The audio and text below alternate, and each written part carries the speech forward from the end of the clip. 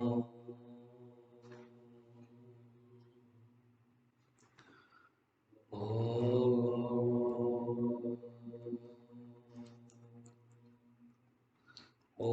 सहना भवतु सहनौ भुनक्तु सह वीर्यं करवावहै तेजस्विनावधीतमस्तु मा विद्विषावहै। ओम शांति शांति शांति। गुरुर्ब्रह्मा गुरुर्विष्णु गुरुर्देवो महेश्वरः गुरुरेव परं ब्रह्म तस्मै श्री गुरवे नमः। समस्तजनकल्याणे निरतं करुणामयं नमामि चिन्मयं देवं सद्गुरुं ब्रह्मविद्वरं सद्गुरुं ब्रह्मविद्वरं शङ्कराचार्यं केशवं बादरायणं सूत्रभाष्यकृतो वन्दे भगवन्तो पुनः पुनः। श्रुते पुराणानाम् आलयं करुणालयं नमामि भगवत्पादं शङ्करं लोकशङ्करं। सर्ववेदान्तसिद्धान्त गोचरं तमगोचरं गोविन्दं परमानन्दं सद्गुरुं प्रणतोऽस्म्यहं सद्गुरुं प्रणतोऽस्म्यहम्।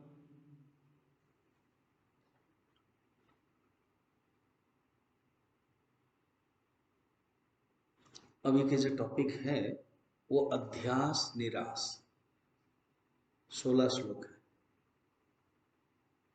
अध्यास क्या है? अनात्मनि आत्मभावः अध्यासः। अनात्मा में आत्मभाव रखना ही अध्यास है। अधिष्ठाने अध्यारोपः अध्यासः। अधिष्ठान में जब अध्यारोप करते हैं तो जो अध्यारोप की जो प्रक्रिया है वो अध्यास है।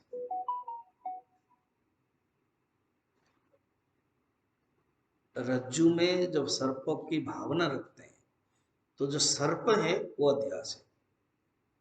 अध्यास क्या है? वो सत्य नहीं है, आभास मात्र। आध्यासिक सत्ता उसको कहते हैं। वो केवल मनोमात्र है, मनोमयम कल्पना मात्र। मनसः विजृंभणम।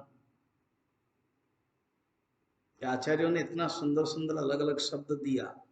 इन शब्दों के माध्यम से हमें प्रक्रिया करनी है, चिंतन करना है, विचार करना है।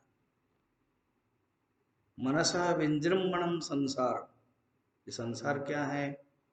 ये अध्यास है, मन के ही विजृंभण है। मनसा प्रक्षेपण। प्रक्षेपण शब्द प्रोजेक्शन है। हम लोग यूज करते प्रोजेक्टर। ये जो संसार है, जगत है, जो हम बोल रहे हैं जगत, ये क्रिएशन नहीं है, ये प्रोजेक्शन है, ये विवर्तवाद है, परिणामवाद नहीं है। तो विवर्तवाद में ही अध्यास संभव है। इसलिए अध्यास ओनली अद्वैत वेदांत में ही संभव है। बाकी वो लोग अध्यास मानते भी नहीं, यहीं पर ही डाइवर्ट हो जाता है। एक सत्य मानने वाला और एक है कल्पना मानने वाला। जो कल्पना मानता है वो अद्वैत वेदांत है, ये जगत अध्यास है, कल्पना मात्र है। मगर ये अर्थ नहीं है, इसको लोग समझने में गलती कर लेते हैं। ये जगत को कैसे दिखाई देता है, ये लोग कैसे बोलते हैं अध्यास है? जगत को अध्यास नहीं बोलते। जगत के जो नाम रूप है, सत्ता, जगत के जो सत्ता है वो अध्यास नहीं है, वो तो अधिष्ठान है। जगत के जो सत्ता है वो है।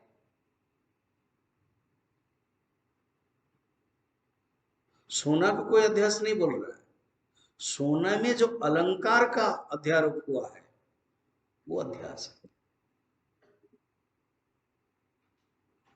और जब अधिष्ठान जब विवर्तत्व तो होगा तभी अध्यास संभव है। अधिष्ठान अगर दूसरे रूप में, अन्यथा रूपम परिणामम, परिणाम क्या होता है?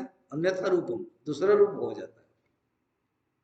दूध से दही बनना, तो अध्यास केवल विवर्तवाद में संभव है। फिर एक दो बाद आता है अद्वैत वेदांत में।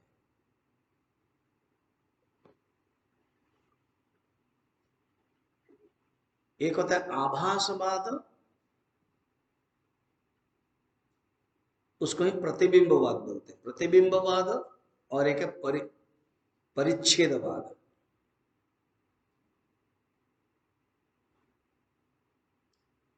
तो जो प्रतिबिंबवाद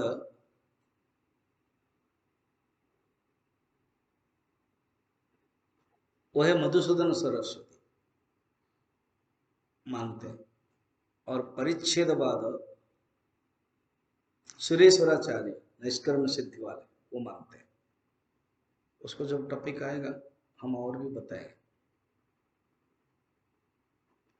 अब थोड़ा सा समझ ले, प्रतिबिंबवाद में क्या है ना, सूर्य का प्रतिबिंब पड़ता है,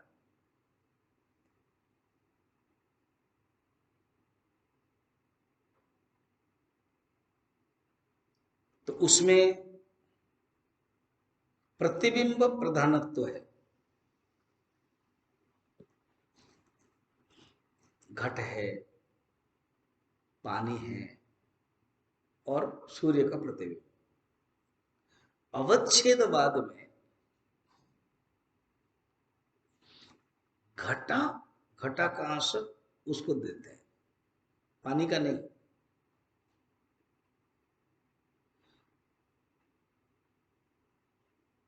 और पानी में देखना आकाश का भी प्रतिबिंब होता है, पानी के कारण दो दो प्रतिबिंब होता है, आकाश का भी प्रतिबिंब प्लस सूर्य का भी प्रतिबिंब। इसलिए वो प्रतिबिंबवाद समझते क्या है कि अंतःकरण के कारण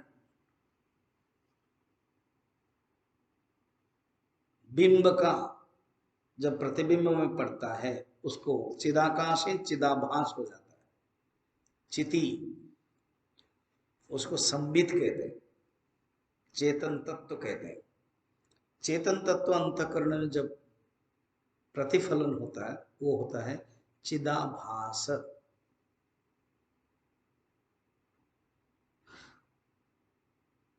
मगर जब इसमें ना थोड़ा कमी है, तो दूसरा एक लाना पड़ता है कि देखो आकाश भी है तो आकाश का भी प्रतिबिंब है, प्रतिबिंब आकाश, फिर सूर्य का है, दो दो है। मगर और कंसंट्रेटिव है, थोड़ा सा डेंसिटी है, वो अवच्छेदवाद है।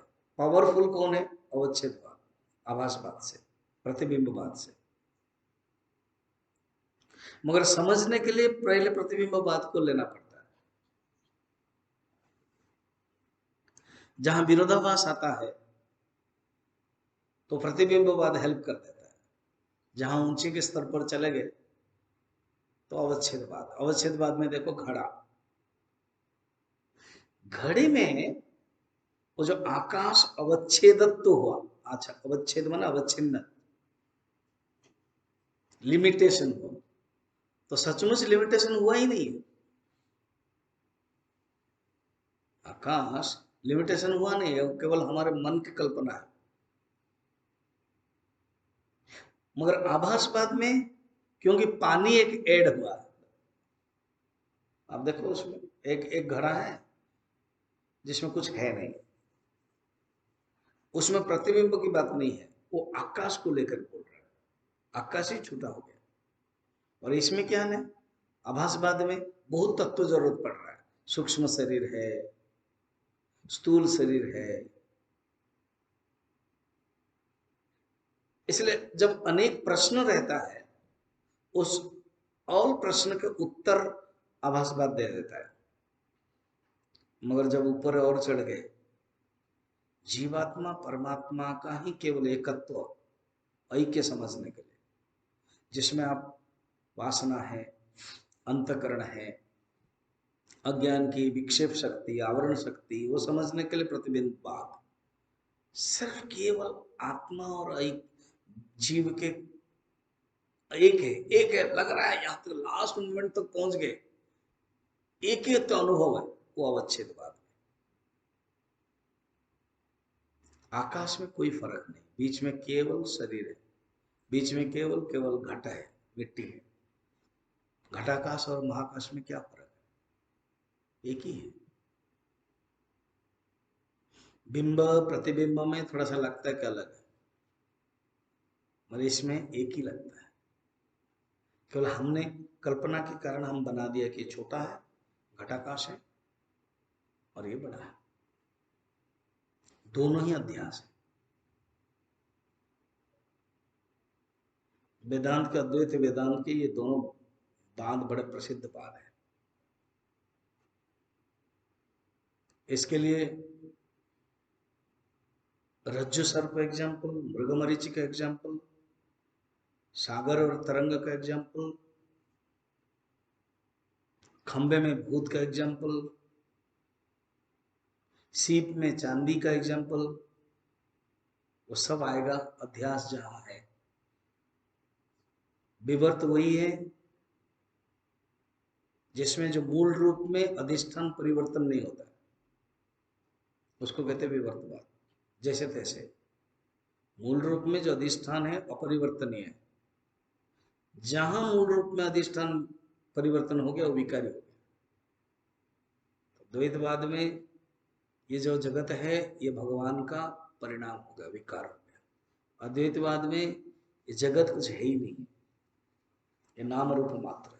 फिर है कौन? सत्ता है, अस्ति, भाति, प्रिय, न प्रिय कदाचन। अब इस जो अध्यास है इसको कैसे निराकरण करना है? युक्ति, श्रुति, अनुभूति खुद ही बताएंगे कि हम युक्ति, श्रुति, अनुभूति के द्वारा अनुभव करना है। ठीक है, चले पढ़ते हैं।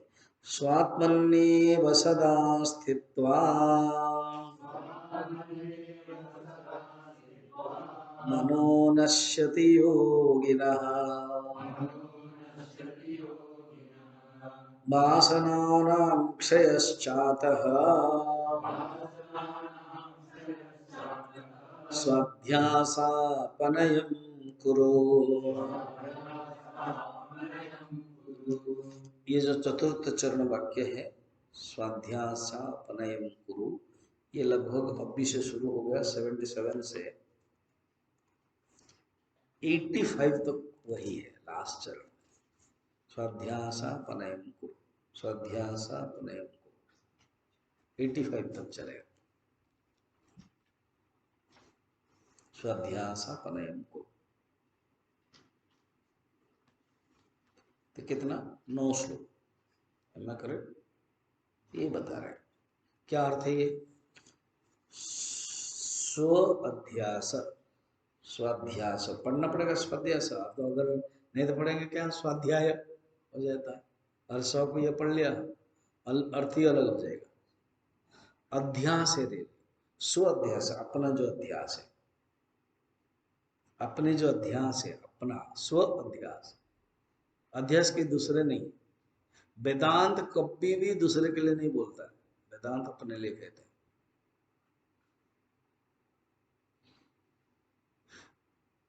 व्यक्तिगत चेंज करने के लिए कहता है, वर्ल्ड को चेंज करने के लिए नहीं कहते। इसको थोड़ा समझने के लिए भगवान कृष्ण के पास अर्जुन थे, अर्जुन की समस्या आई, युद्ध करने के लिए नहीं चाहा, तो भगवान चाहते तो सिचुएशन चेंज कर सकते, इसलिए तो गांधारी ने अभिशाप दिया। वो एपिसोड 2 में याद रखो, तुम चाहते तो परिवर्तन कर सकते, तुमने नहीं चाहा। भगवान यही कहना चाहते हैं, जगत को चेंज नहीं करना है। I cannot change the world, everybody has to change himself. जगत जैसे तैसे रहेगा, दृष्टि ही चेंज करना है, चेंज द विजन। दृष्टि चेंज करो, ये अध्यास पड़ गया है उसी को दूर करो। स्व अध्यास अपनयम, अपनयम दूर करना, अपनयम दूर करो। परमात्मा को प्राप्त नहीं करना है, परमात्मा है, परमात्मा के ऊपर अज्ञान है। परमात्मा के ऊपर जो अभी बोल रहे थे, अगरु चंदन अपने आप में सुगंधित है, सुवासित है, पानी के रहने के कारण लेयर हो गया, लेप हो गया, बस उसी को ही दूर करना है। कैसे दूर होगा? घर्षण से। तो जो वासना आती है उसको कैसे दूर करना है? चिंतन से, विवेक से। क्या? कैसे? स्वात्मनि एव सदा अस्तित्व। हमारा मन को, हमारे व्यक्तित्व को, हमारे हृदय को अपने आत्मा में, स्वात्मनि माने अपने आत्मा में, आत्मा में ही मन रखो। मनो नश्यति योगिनः, ऐसे करने से मन नाश हो जाता है। उपदेश सार में पढ़ा था ना हमने, एक होता है मनोलय और एक होता है मन नाश। सुना कि नहीं? याद है? मनोलय क्या होता है? हम जब सोते हैं ना तो मनोलय हो जाता है। जब हम मन हमारा नहीं रहता तो मनोलय होता है। मैंने रविंद्रनाथ ठाकुर का एग्जाम्पल दिया था। कभी कभी हम लोगों का भी होता है, कोई बैठे हैं, कुछ पढ़ रहे हैं, कोई आया पूछा, याद नहीं बोलते, मनोलय। नींद में भी मनोलय। अभी अगर मैं थोड़ा सा धीरे बताऊंगा और थोड़ा सा जोर से नहीं बताऊंगा तो वो भी वो अनुभव होने वाला है, ठीक है? उसको मनोलय कहते हैं।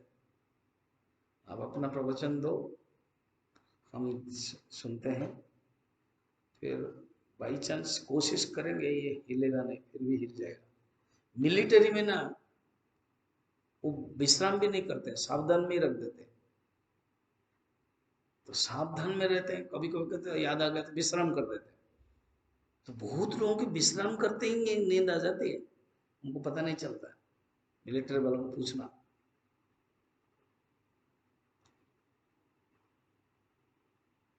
उसको क्या बोलते हैं? मनोलय।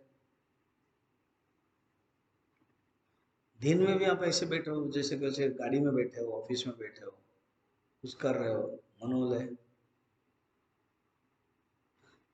रात में जो होता है वो नींद जो है उसको मनोलय ही बोलेंगे।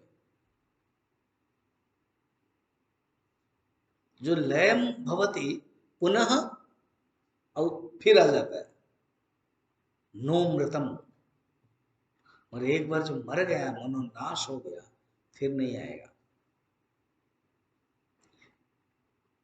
इसलिए 4 मेथड वहां बताया गया है, कर्मयोग, भक्ति योग, अष्टांग योग और ज्ञान योग। 4 मेथड में कैसे कैसे भगवान को प्राप्त करना है, सबका अपना अपना मेथड है। कर्म योग में कर्म करते हैं, भगवान को समर्पण करना है। मन में, मन के अंदर जो भावना है उच्चतम बनाना है। अष्टांग योग में अंतर योग बनाना है। उसमें बताया क्या? नष्ट योगी न उत्कृष्ट योगी न, नष्ट मानस, नष्ट मानस उत्कृष्ट योगी न। जो मन को, चित्तवृत्ति को पूरा नष्ट किया, उपशम किया है, फिर कृत्यमस्ति किम स्वस्थितिम यतः, उसी स्थिति में जब रहते हैं फिर उनके लिए कोई भी कर्तव्य नहीं। तो योगी लोग भी उसी स्थिति में पहुंच सकते हैं। फिर उसके बाद तुरंत आ गया ज्ञान मार्ग। मार्गणे कृते नैव मानसम, मार्गणे मैंने विचार करते। जो ज्ञान मार्ग विचार में मन ही नहीं है, तो यहां पर देखना, स्वात्मनि एव सदास्तित्वा मनो नश्यति योगिनः। योगिनः माने जिन्होंने योग के माध्यम से विचार करके मन को लगा दिया, उनका मन नाश हो गया। वासनानां क्षयश्चात्, जो वासना क्षय हो गया, वासना बिल्कुल नहीं, एक भी ना शास्त्र वासना है, ना देह वासना है, और एक क्या वासना था, लोक वासना, कुछ भी नहीं।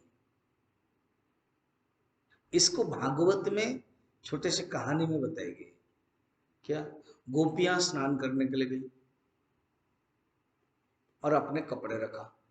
सवेरे हमने वासना का अर्थ बताया था कपड़ा, वस्त्र। फिर कथा क्या कहती है, इसको समझ में भी लोगों को नहीं आता। जो थोड़ा हिंदू विरोधी है, कृष्ण विरोधी है, उनको मजा आता है, देखो ऐसे ऐसे कर रहे थे तुम्हारा कृष्ण। और इसका आध्यात्मिक क्या पक्ष है, लोकाचार पक्ष क्या है? उलग्न होकर के स्नान नहीं करना चाहिए पानी में। पानी में भगवान वास करते हैं, वरुण देवता। भागवत में दो प्रकार की ऐसे आती है। नंदवा को पता नहीं था, चतुर्थ प्रहर में स्नान करना था, गलती से तृतीय प्रहर में स्नान कर लिया। उनको लगा कि हो गया टाइम, चले गए। तो वहां पर वरुण के जो सेवक है वो लेके चले गए, उनको खींच लिया, वरुण लोक में पहुंच गए। कौन किसको लेकर आए, बाद में चलो नंद बाबा को, बड़े खुश हुए। बंदी की ऐसे नहीं है, क्या इसी बहाने भगवान का दर्शन मिलेगा, जरूर भगवान आने वाले हैं। बस सोच ही रहे थे, कुछ विचार कर रहे थे, भगवान आ गए।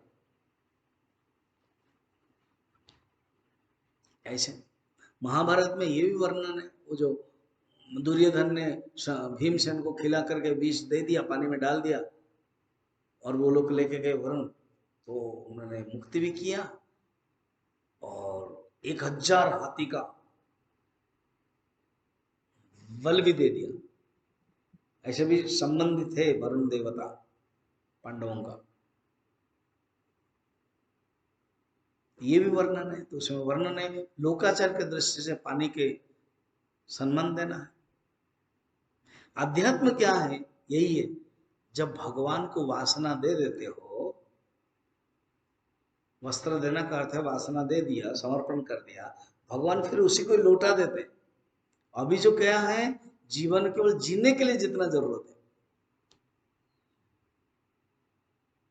लोकाचार के दृष्टि से आवश्यक है शरीर, शरीर को फिर लज्जा निवारण के लिए वस्त्र जरूरत है, और कोई जरूरत नहीं है जब शरीर का भान ही नहीं। देखो भागवत में वर्णन है, सुखदेव जी जन्म हुए उलग्न में ही घूम रहे, ये श्लोक कर रहे पढ़ रहे हैं।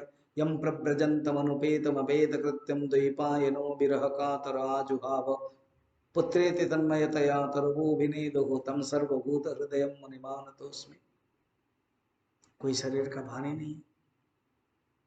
आगे के श्लोक भी बताएंगे कि शरीर का जब भान नहीं है तो जानना कि वासना क्षय हो गया।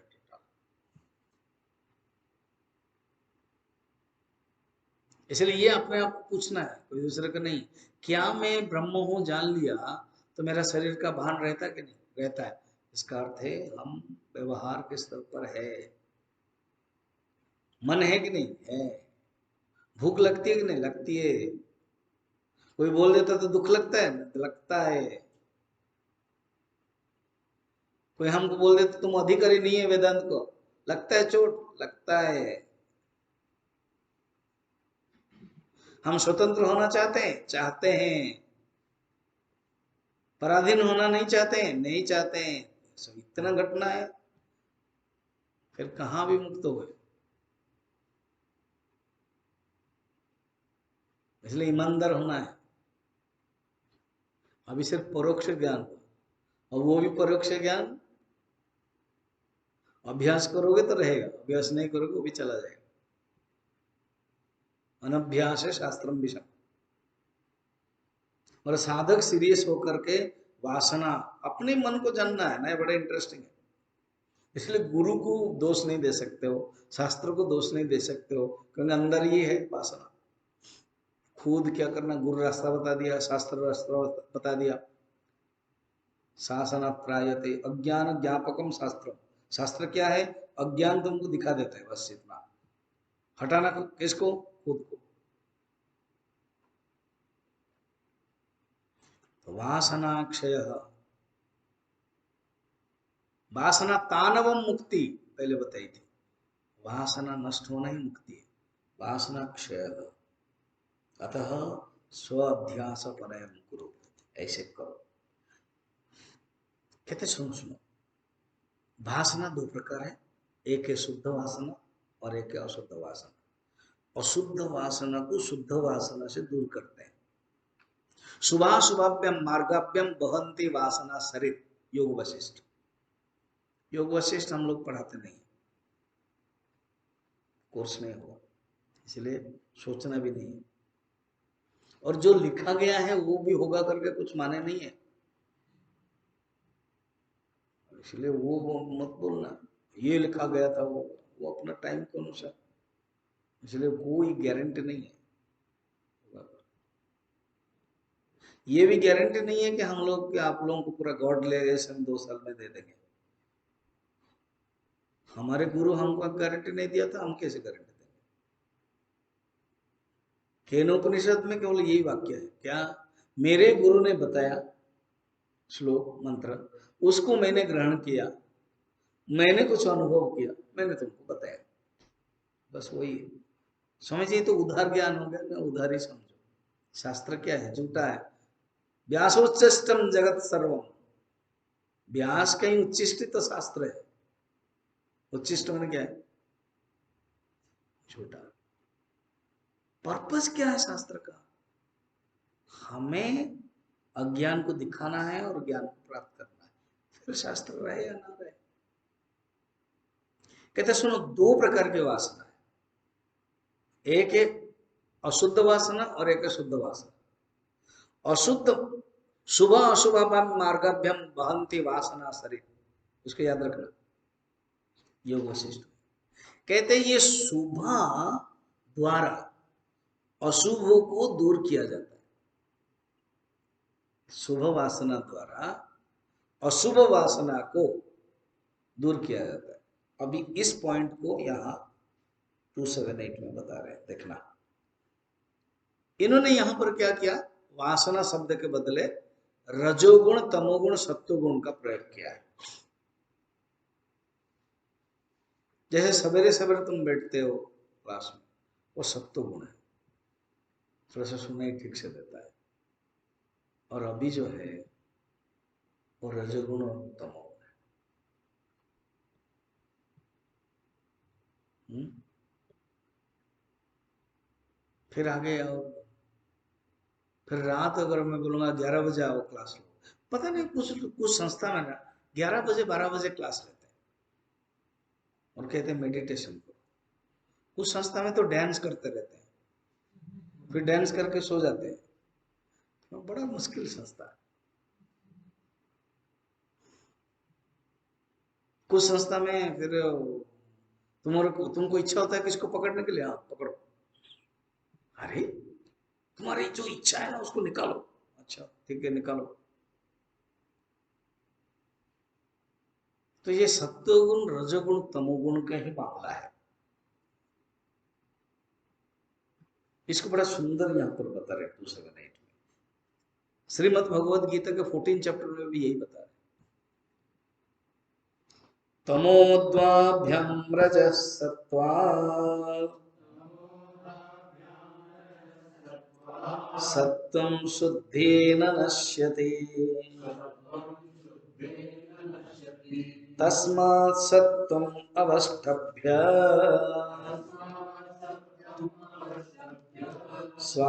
स्वाध्यासापनयं कुरु।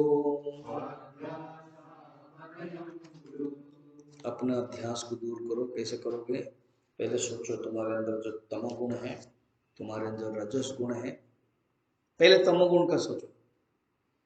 तमोगुण क्या है? अप्रवृत्ति, अप्रवृत्ति, प्रमाद, मोह, लोभ माने मोह, अप्रवृत्ति, आलस्य, प्रमाद आदि सब लक्षण है।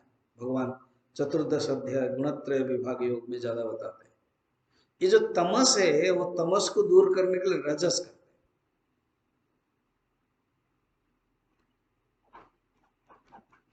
एक गुरु के पास 3 शिष्य थे, उन्होंने कुछ काम दिया। और कहा कि मैं 3 दिन के बाद आऊंगा, तुम ये शास्त्र का ये जो सूत्र है याद करना।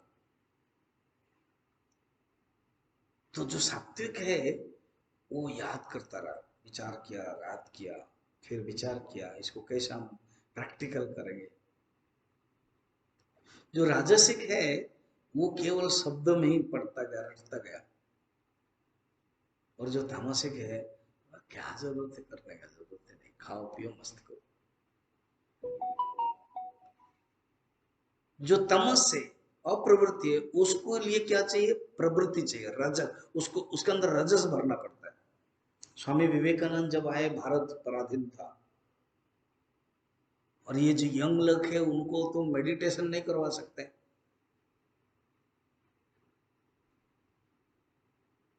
इसीलिए उन्होंने कहा कि सब युवकों को फुटबॉल खेलना है,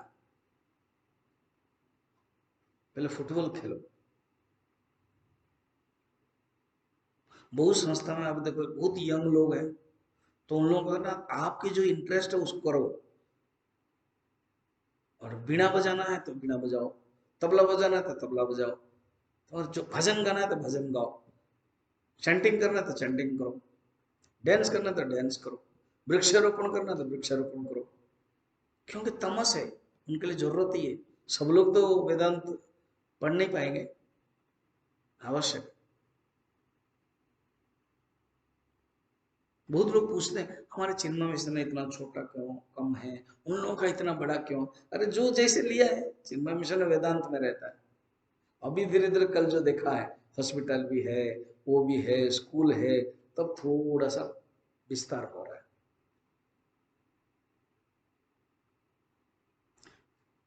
तो जो यंग समाज है इतना तमस होगा, तो तमस के लिए उनको फिर डायरेक्ट वेदांत नहीं बोल सकते, फिर तो अभी की हालत होगी, सोएंगे और आएंगे भी नहीं, सुनेंगे भी नहीं।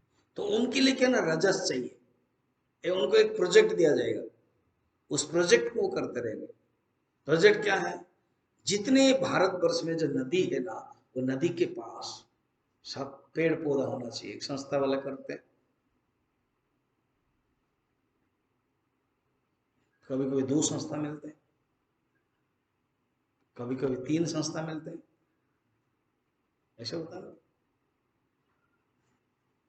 तो यह आवश्यक है। तो तमस दूर हो सकता है रजस से। रजस क्या होता है ना, ये बहुत घोटाला करने वाला है, इसलिए कहते हैं सत्व चाहिए, बीच बीच में डायरेक्शन चाहिए, ज्ञान चाहिए। तो तमस दूर हो सकता है रजस और सत्व से। रजस दूर कैसे होगा, अभी राजसिक हो गया, बहुत कुछ कर लिया, अभी बंद करो। अभी जो ट्रस्ट बनता है, जो संस्था बनता है ना, वो राजसिक व्यक्ति से ही बनता है। रजस नहीं होगा तो ट्रस्ट नहीं बन सकता। फिर जो चलाने वाले हैं वो सात्विक व्यक्ति नहीं चलाएगा, उनको पसंद नहीं है, क्योंकि उनकी निवृत्ति हो जाएगी, वैराग्य। राजसिक व्यक्ति चाहिए, रोज झगड़ा होगा, रोज डोमिनेटिंग होगा, तभी वो कर सकते हैं।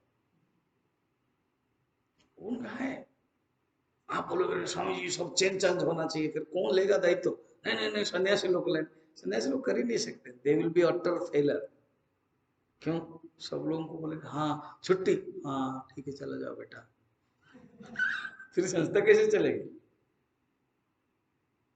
वो लोग फिट है, रजस। फिर जब रजस रजस रजस होकर के खराब हो जाता है, फिर सात्विक।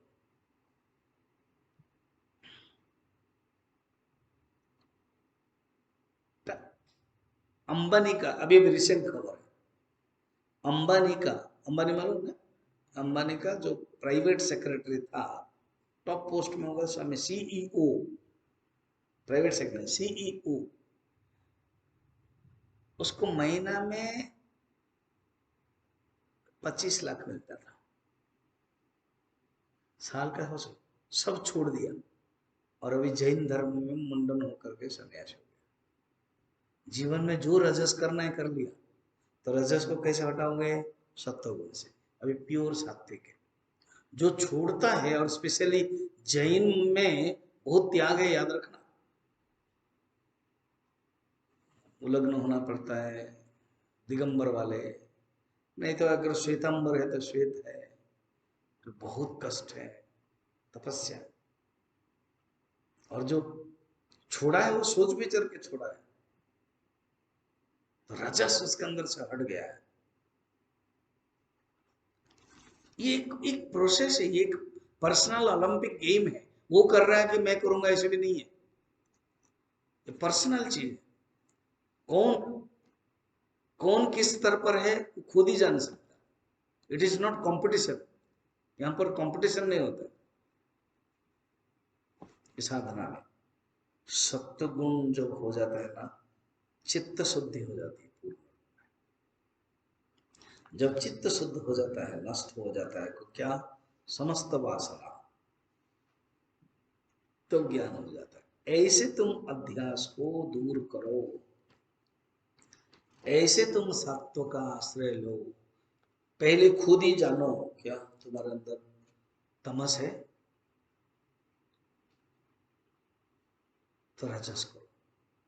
सपोज कुछ भी काम नहीं दिया जाएगा यहाँ पर, एग्जाम्पल सोचो, कोनो काम, ओनली 4 क्लास अटेंड करोगे और खाना खाओगे और उसके बाद जाओगे, क्या होगा पता है, आलसी हो जाएंगे। इसलिए काम भी जरूरत है, कर्म। सो तमस जो हमारे अंदर है उसको दूर करने के लिए कर्म चाहिए। समाधि में साफ करो, हनुमान जी के साफ करो, ये साफ करो, तो ये रजस चाहिए, एक्टिव। फिर ये एक्टिव में क्या होता है, रजस में अहंकार लाता है, मैंने किया, मैंने किया, मैंने किया। और रजस, रजस क्या करना, फंसाता कहाँ पर, संसार में। उसके लिए सत्व चाहिए, नो, उसको छोड़ो, हो गया बस, अभी छोड़ो। छोड़ने का देखो, रजस को लेकर के काम करना भी जानना चाहिए, और सत्व के माध्यम से रजस को त्याग करना भी चाहिए, दोनों ही सीखना चाहिए। और अल्टीमेटली सत्व तक पहुंचना है, और सत्य के माध्यम से अध्यास को दूर करके परमात्मा को जानना है। और जिसके पास सत्व गुण ज्यादा हो गया, शुद्ध चित्त हो गया, शुद्ध चित्त हो गया। आप सब एग्जाम्पल में सोचो, पानी साफ है, पानी स्थिर है, रिफ्लेक्शन अपने आप होगा। रिफ्लेक्शन के लिए पानी को सूर्य के पास रखना नहीं पड़ेगा, जहां पे रहे तो ऑटोमेटिक आ जाएगा। बाधा कौन थी, बाधा क्या थी, ओनली पानी, मटेल थी, मटेल था, और पानी हिल रहा था, चंचल था। सब कुछ करने के बावजूद भी स्वामी जी, हाँ मैं सब समझ रहा हूँ, फिर भी मुझे दुख क्यों होता है। मेरा मन हमेशा ही दुख रहता है, मेरा मन बैलून जैसा होता है, मेरा मुंह ऐसे, तो मैं क्या करूं। अच्छा, सेकंड, मेरा बहुत बीमार है। मैं 1 महीने में देखता हूँ हॉस्पिटल जाना। मैं सोचता था हमारे समय में तो इतना नहीं होता था, मुझे नहीं लग रहा कि कोई हॉस्पिटल गया होगा। एक बार कोई ब्रह्मचारी गिर गया तो फ्रैक्चर हुआ, तभी वो धर्मशाला गया था। और एक ब्रह्मचारी का, मेरे मैं जब आचार्य था तब कुछ उसका बहुत कुछ ऑपरेशन करना पड़ा, मैं मना कर रहा था, फिर कहने नहीं मुझे करना ही पड़ेगा, तो गया, बस उसका छुट्टी 2 बार। ब्रह्म, हम जब 83-86 कोर्स थे, मुझे याद नहीं आ रहा कुछ हुआ। फिर आप लोगों को कुछ बीमार नहीं होता था क्या। तो है, जहां पर तुम लोगों का हॉस्टल बना है वहां पर था वो हॉस्पिटल, डिस्पेंसरी बोलते।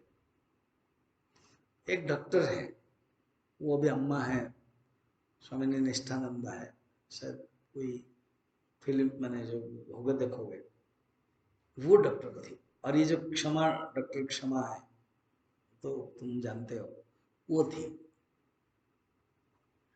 डॉक्टर क्षमा हमारे साथ को क्लास आती थी, जैसे ये लोग आते हैं ना इवनिंग में, तो वो भी आती थी। 84 से है ये।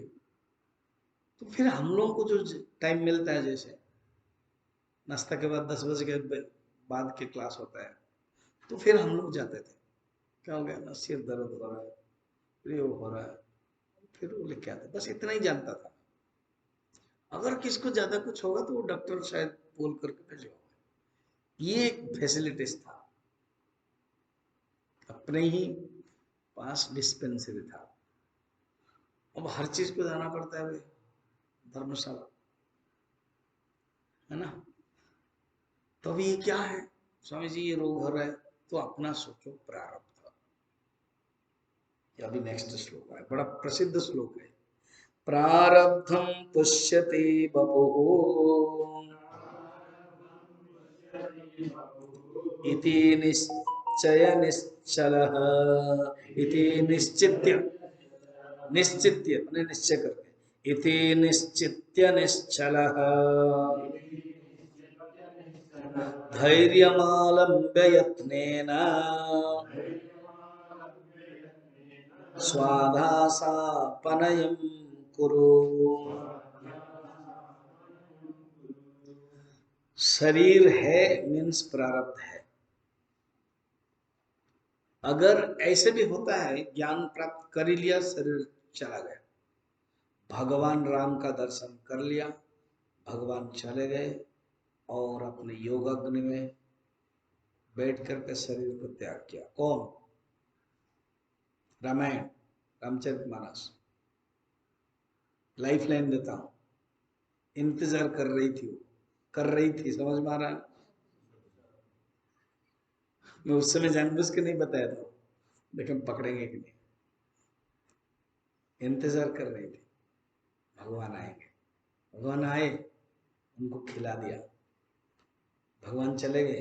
भगवान को बताया भी कि आप अभी बसी सुग्रीव के साथ जाकर के मित्रता कीजिए। बस चले गए तो अपना शरीर क्या कर दिया? त्याग किया। आप कर सकते हो? नहीं ना, तो बी ईमानदार। इसलिए डिंग हंगा मत मारो कि मेरे लिए क्या हो गया। नहीं कर सकते हो तो बी ईमानदार।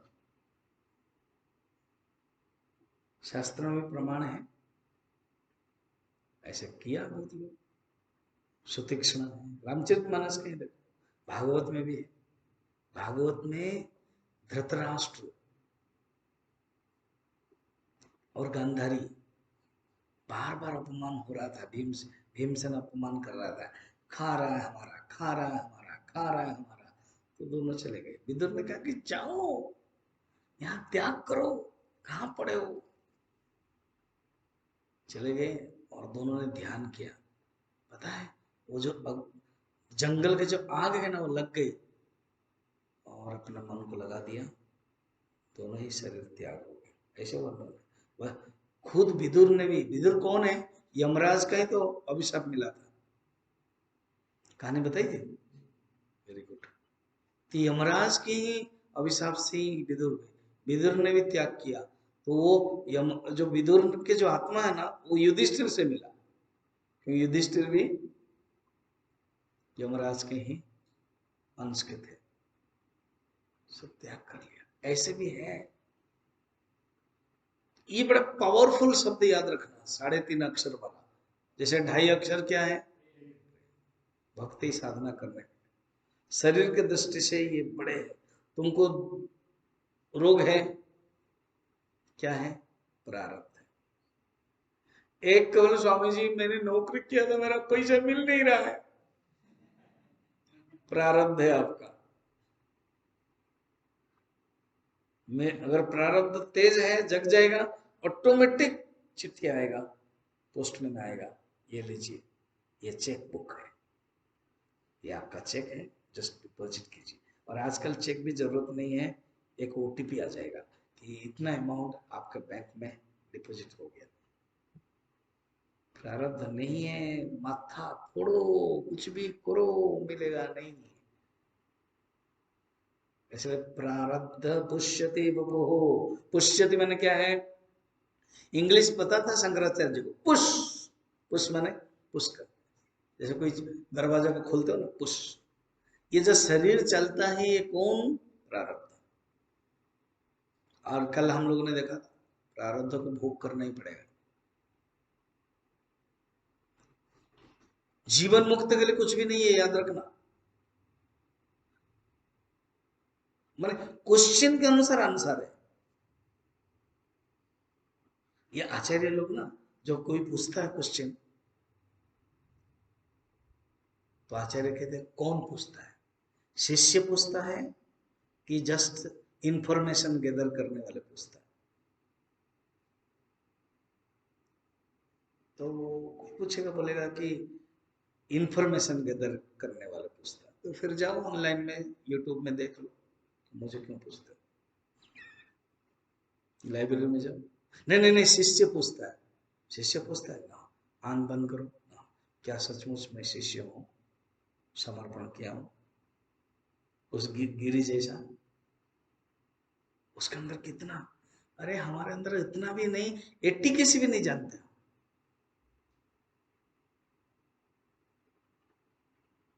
कोई सीनियर स्वामी जी आते हैं तो उठना भी इतना 80 कैसे नहीं जानते, फिर हम क्या शिष्य बनेंगे।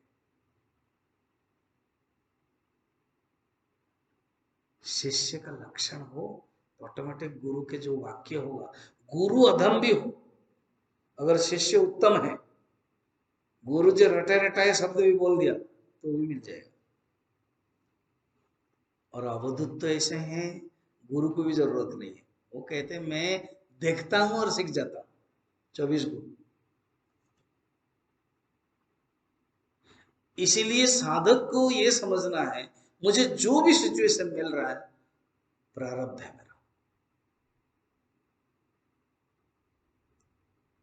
उस बड़ा सुंदर में गुरुदेव ने कहा क्या, जो सिचुएशन मिल रहा है वो प्रारब्ध है, और आप उस प्रारब्ध को कैसे फेस कर रहे हो पुरुषार्थ है।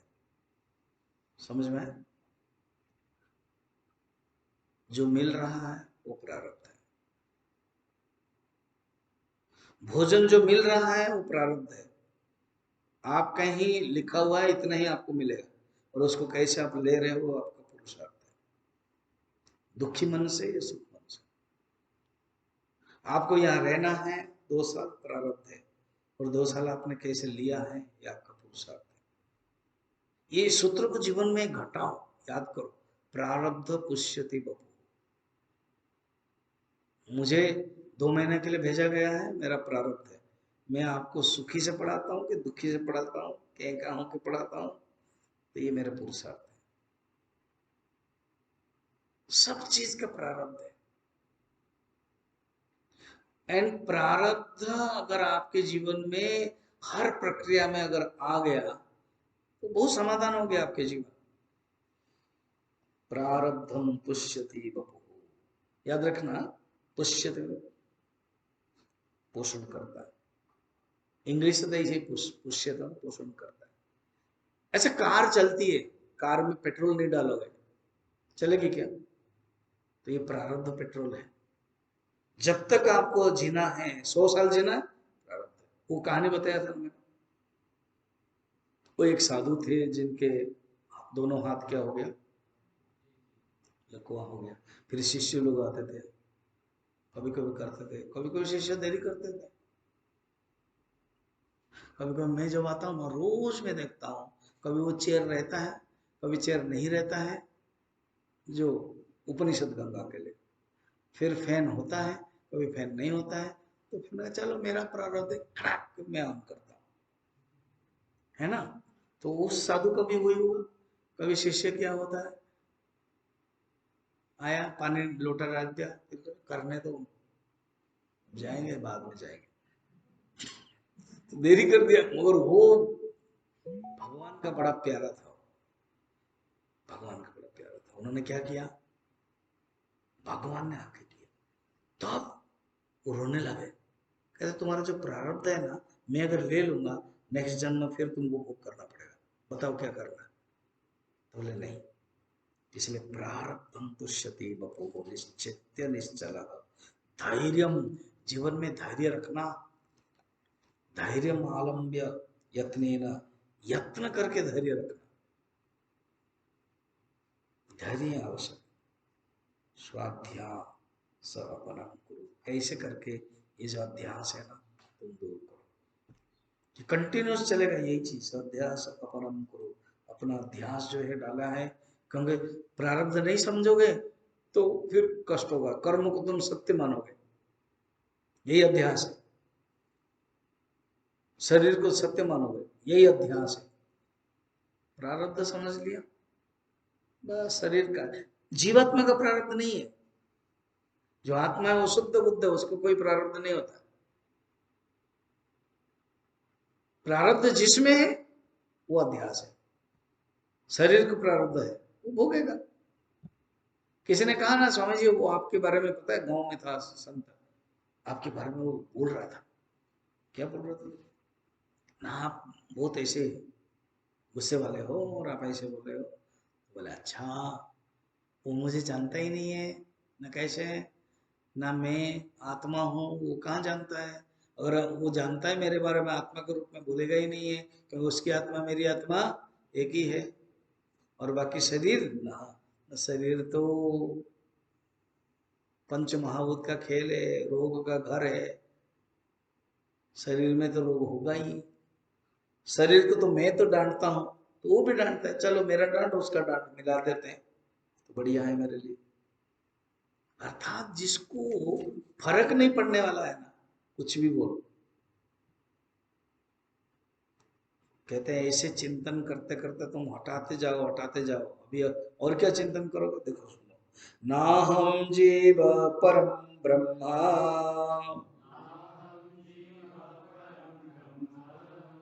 ना हम जीव परम ब्रह्मेति, एतद् व्यावृत्तिपूर्वकम् वासनावेगत प्राप्तः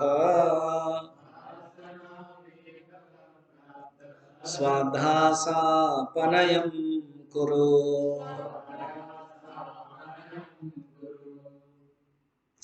ना हम जीव परम ब्रह्म इति, मैं जीव नहीं हूं, मैं परम ब्रह्म हूं। इसको हटाओ। किसको हटाना? मैं जो जीव हूं, ये जो वृत्ति आती है ना, इसको हटाओ। और ये कैसे आती है ना, वासना बेगत, वासना का ही कारण है।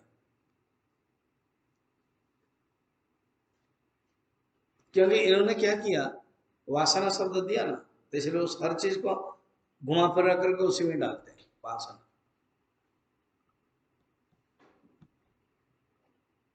तो तुम्हारे वासना के कारण तुम अपने आप को सोच रहे हो जीव है।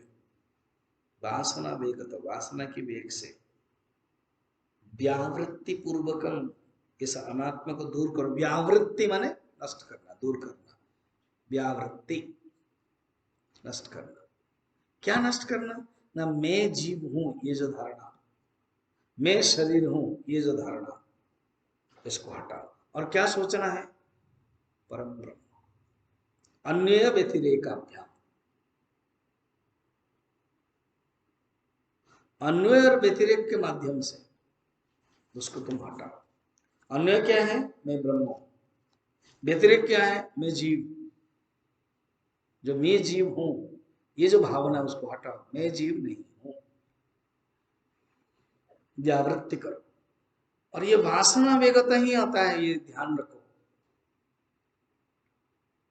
फिर कहते हैं तीनों ही, श्रुति, युक्ति, अनुभूति। जो श्रुति है,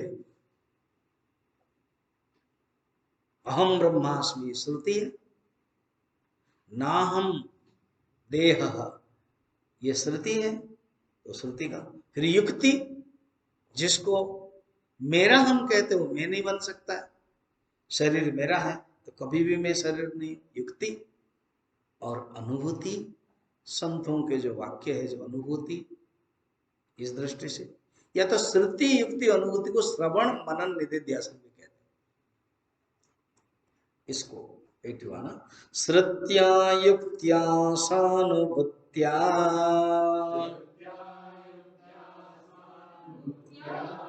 ज्ञात्वा सार्वात्म्यमात्मनः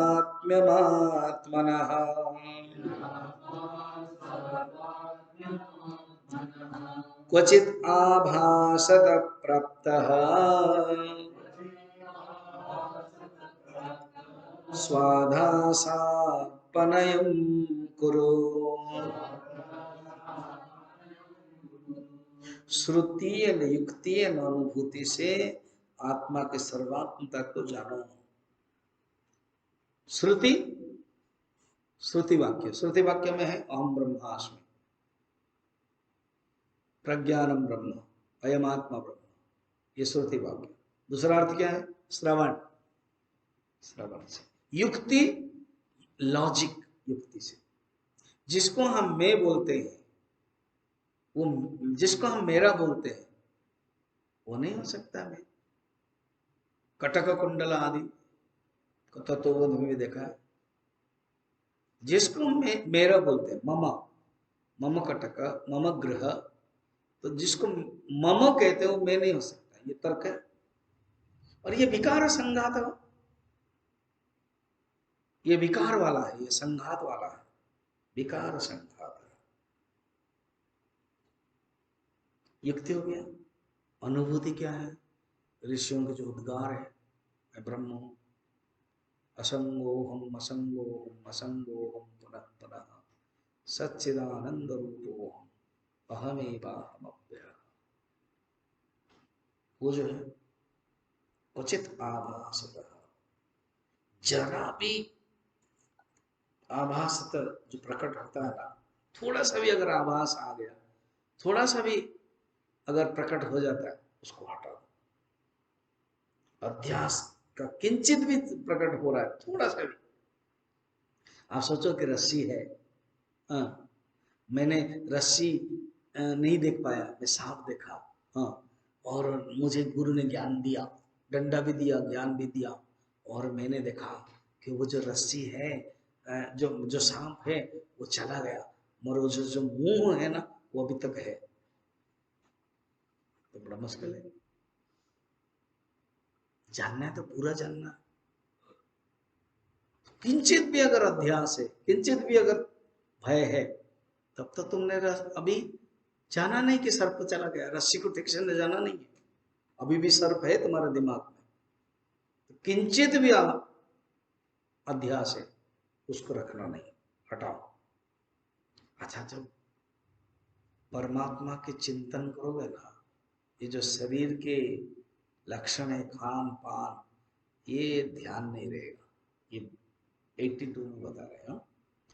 अन्नादान विसर्गाभ्याम ईसन्नास्ति क्रिया मुनेः तदेक निष्ठया नित्यम् स्वाध्यासापनयं कुरु।